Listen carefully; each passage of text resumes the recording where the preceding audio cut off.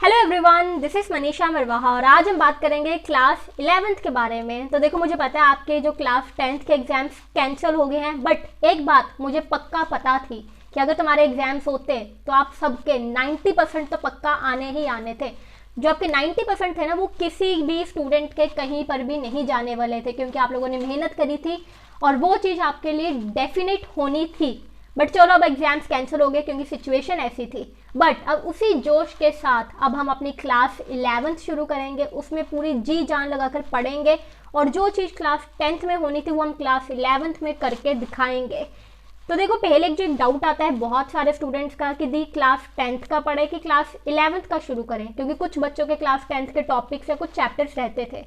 तो देखो, यहाँ पर मैं आपको इतना कहना चाहूँगी कि जो क्लास 10th होती है ना, वो क्लास 12th में वो सारी चीज़ें कवर अप होती हैं। क्लास 10th में आप थोड़ा थोड़ा पढ़ते हो, क्लास 12th में पूरा डिटेल में पढ़ोगे, और जो क्लास 9th का रहता है वो आप क्लास 11th में पढ़ोगे। तो ऐसा नहीं है कि आप कुछ भी मिस करोगे। अगर अभी आप नहीं भी पढ़ते, क्लास 10th का छोड़ देते हो, तो कुछ नहीं होगा, ठीक है। आप सारी चीज़ें फुल डिटेल में क्लास 12th में पढ़ोगे।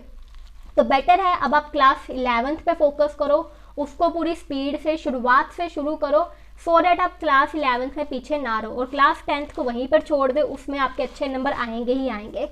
तो देखो, यहीं पे बात मैं आपको कहना चाहूँगी कि जो क्लास 11th है ना, वो बहुत ज़्यादा डिफरेंट है as compare to class 10th, ठीक है। इससे पहले जो आपका स्टडी का सिलेबस था, पढ़ने का तरीका था, या जो चीज़ आप पढ़ते भी थे, वो थोड़ी अलग थी as compare to class 11th। Class 11th में ये कह सकती हूँ कि एक आपके लिए एक टर्निंग पॉइंट है, ठीक है। इससे पहले अगर आप पढ़ने में अच्छे थे, नहीं थे, आपके अच्छे नंबर आते थे या नहीं आते थे, आप क्लास 11th में एक न्यू स्टार्ट लेकर चलो। क्योंकि जो क्लास 10th में अगर आपको मैथ्स नहीं भी अच्छा लगता था, तो आपको क्लास 11th का मैथ्स बहुत अच्छा लगेगा। क्योंकि जो क्लास 10th में होता था, क्या होता था, कंस्ट्रक्शन, ज्योमेट्री, ट्रायंगल्स, सर्कल, ऐसे ऐसे चैप्टर थे। लेकिन क्लास 11th में ऐसा नहीं है। क्लास 11th में ट्रिग्नोमेट्री, डिफरेंशिएशन, इतने इंटरेस्टिंग चैप्टर, आपको मज़ा आएगा। क्लास 11th ज़्यादातर मैं ये कहूँगी कि यहाँ पे आपको सॉल्विंग और अंडरस्टैंडिंग वाली चीज़, अगर आपने चीज़ समझ ली, आपको पता है ये फॉर्मूला है, आप उसको अप्लाई करोगे तो सिंपल आपके आंसर्स निकलेंगे। मतलब क्लास 11 एक टर्निंग पॉइंट है। और अगर कोई बच्चा क्लास 10th में बहुत अच्छा था पढ़ने में, टॉपर रह चुका था, बट अगर क्लास 11th में भी अगर आप ढीले पड़ गए जस्ट बिकॉज कि हाँ यार मेरे को तो पढ़ना आता है, मैं तो पहले से टॉपर हूँ, तो आपके मार्क्स नीचे भी जा सकते हैं। तो सीरियस होकर चलना है। मैंने ऐसे बहुत सारे बच्चे देखे हैं जिनके लिए क्लास 11th एक टर्निंग पॉइंट बनती है। जो पहले पढ़ने में कम अच्छे थे वो बहुत ज़्यादा अच्छे होते हैं, और जो पहले पढ़ने में अच्छे थे उनके मार्क्स ग्रेजुअली नीचे नीचे नीचे जाने लग पड़ते हैं। तो अब यहीं पे बात करते हैं। तो देखो यार, अब आपको क्या करना है, कैसे पढ़ना है, वो सारी चीज़ें आज मैं आपको डिटेल में बताने वाली हूँ। तो चलो फिर एक पॉजिटिव एटीट्यूड के साथ शुरू करते हैं क्लास 11th की पढ़ाई। तो देखो, अभी जो आपके स्कूल हैं बंद है क्योंकि लॉकडाउन लगा होगा, इसलिए अपने स्कूल के भरोसे मत बैठे रहना कि जब स्कूल्स में एडमिशन होगी, उसके बाद जब टीचर शुरू कराएंगे ऑनलाइन पढ़ाना, हम तभी पढ़ेंगे। क्योंकि ऐसा करोगे तो टीचर का क्या है, वो तो लेट शुरू करेंगे तुम्हारे स्कूल वाले, फिर बाद में एकदम से स्पीड खींच देंगे, क्योंकि उनको तो टाइम से सिलेबस कंप्लीट करवाना है। लेकिन इसमें नुकसान किसका है, आपका है। क्योंकि जो क्लास 11th है, मैंने जैसे आपको पहले ही बताया, डिफरेंट है, अंडरस्टैंडिंग वाली है। तो स्टार्टिंग में आपको कुछ चैप्टर समझने में टाइम लगेगा, आपको चीज़ें अंडरस्टैंड करने में टाइम लगेगा।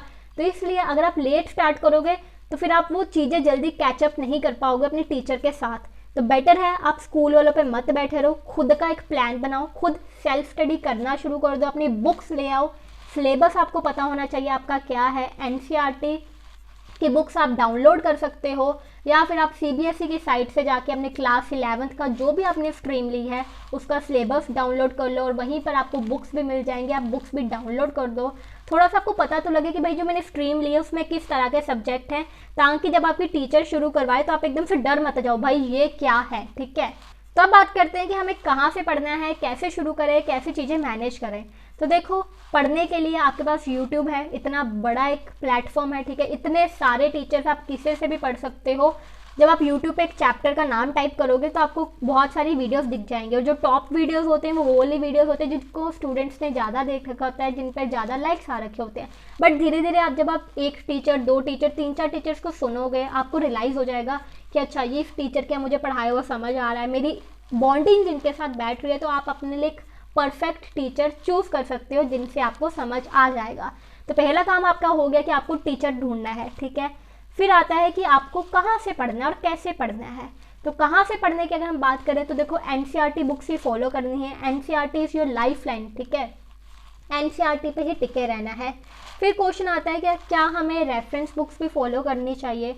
तो देखो रेफरेंस बुक आप जरूर फॉलो कर सकते हो, क्योंकि जो एनसीईआरटी की लैंग्वेज है ना, पहली बात तो एनसीईआरटी में डिटेल एक्सप्लेनेशन नहीं दे रखी होती, वहाँ पे आपको कंसाइजली दे रखा होता है सो डैट आप इजीली समझ पाओ। हाँ, बट जो कंसाइज करने के कारण क्या होता है, उनकी जो वोकैबुलरी होती है, जो वर्डिंग होती है, थोड़ी बहुत टफ होती है, इसलिए आप रेफरेंस बुक भी ले सकते हो। हाँ, बट रेफरेंस बुक को लेकर एकदम से डर नहीं जाना कि इस बुक में क्या लिखा है, क्योंकि जब आप जाओगे मार्केट में आपको दिखेगा कि रेफरेंस बुक्स मोटी होती हैं, ठीक है, 2-2 पार्ट्स होते हैं और एक बुक इतना साइज की होती है। अगर आप प्रदीप की देखो, किसी की भी देखो, इतनी रहती है, ठीक है।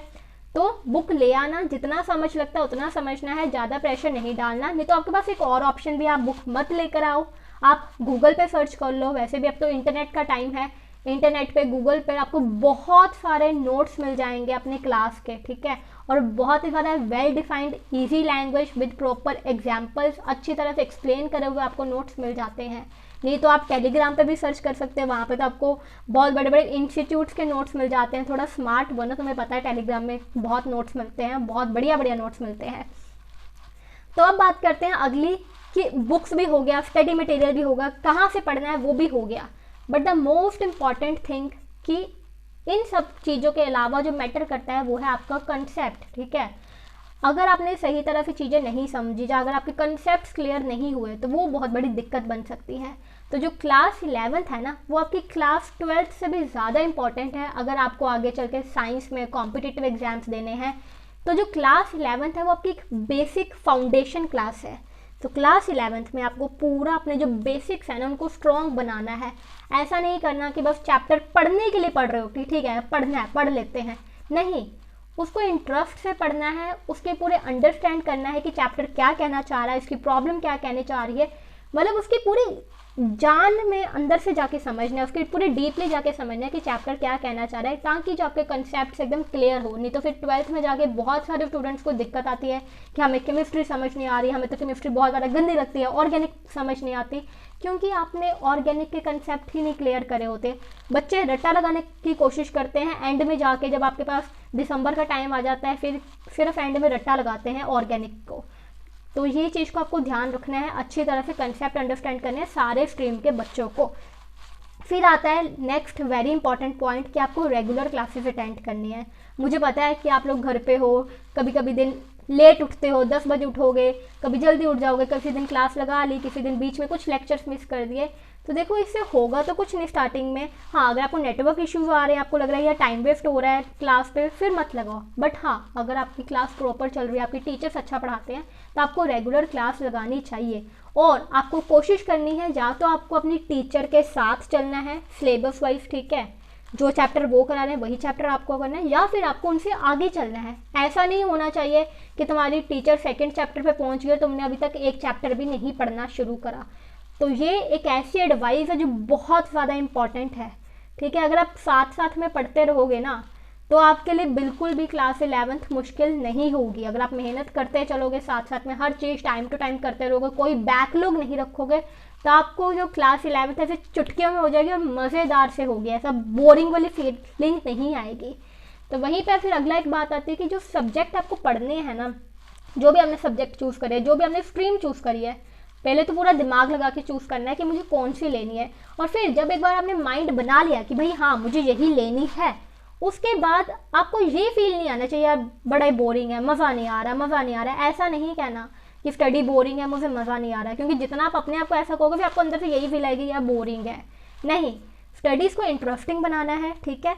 उसको इस तरह से पढ़ो कि वो इंटरेस्टिंग बन जाए, अपने आप खुद कुछ नए तरीके इन्वेंट करो, लेकिन उसको बोरिंग समझ कर नहीं पढ़ना। मज़ा आएगा तुम्हें पढ़ने में अगर तुम सही ढंग से पढ़ोगे। तो बस फिर एनसीईआरटी को फॉलो करो, एग्जाम्पल्स अच्छी तरह से पढ़ो, आगे पीछे बैक एक्सरसाइज सब कुछ अच्छी तरह से करना है, कुछ भी छोड़ना नहीं है, नोट्स बनाने हैं। प्रैक्टिस बहुत ज़्यादा इंपॉर्टेंट है। अगर प्रैक्टिस नहीं करोगे तो जो चैप्टर आपने पहले पढ़ा होगा पिछले महीने, अगले महीने आते आते भूल जाओगे।